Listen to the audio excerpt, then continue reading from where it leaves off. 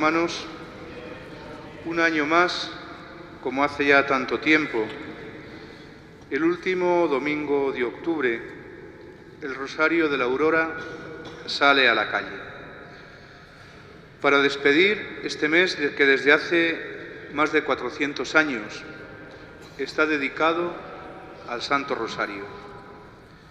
Aquella oración que nos habla de la intercesión, de la protección de María a su pueblo, de la protección de María a su Iglesia.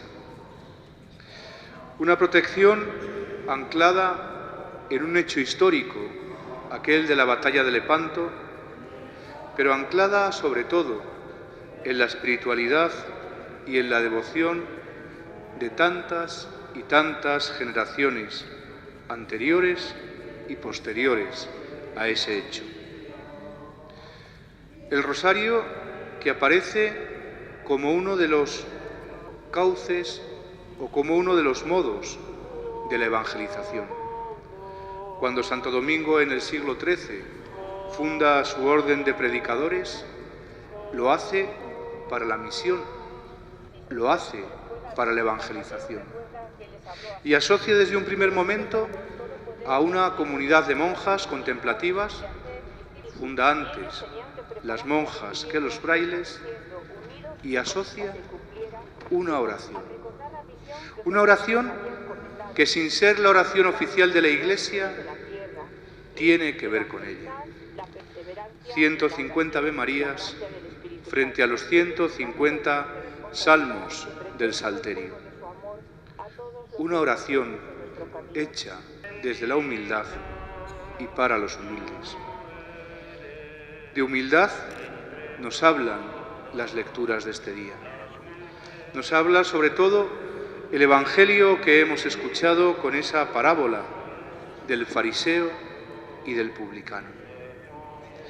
¿Cuántas veces la oración de los sencillos, cuántas veces la devoción popular ha sido denostada en busca de otro tipo de oraciones, en teoría más profundas, más cultivadas, más intelectuales, que quizá tengan unos mayores contenidos de fe, pero que no tienen la sencillez de aquellas repeticiones que nos hacen entrar en contacto con el Señor a través de la figura de María. Porque repetir el Padre Nuestro, repetir el Ave María, repetir el Gloria al Padre, no es otra cosa que la humildad de la oración de los sencillos, de aquellos que en su origen no sabían leer y no podían acceder a aquella forma oficial de oración en latín, pero que sí que sabían y descubrían el amor de Dios en sus vidas. Solo desde la humildad podemos descubrir el amor de Dios, porque solo el humilde se sabe necesitado de Dios y sabe que Dios le ama. El soberbio como el fariseo no necesitaba nada, se bastaba a sí mismo. Incluso él se creía necesario para Dios. Aquel que ayuna 2 veces por semana, que paga el diezmo de todo lo que tiene. Dios le tenía que estar agradecido. Frente a él el publicano lo que hace es reconocerse pecador. Reconocerse pecador, reconocerse humilde, es la oración de los sencillos. En el Ave María decimos constantemente: ruega por nosotros pecadores. Porque solo desde nuestra condición de pecadores, solo desde nuestra condición de sabernos necesitados de Dios, podremos acceder al trono de la gracia. De humildad nos habla también la primera lectura del libro del Eclesiástico. Ese Dios que se fija sobre todo en el pobre, que es parcial por el pobre. Nos está hablando de pobres materiales, sí, pero también en las bienaventuranzas el Señor nos dice los pobres del espíritu, aquellos que todos lo esperan de Dios.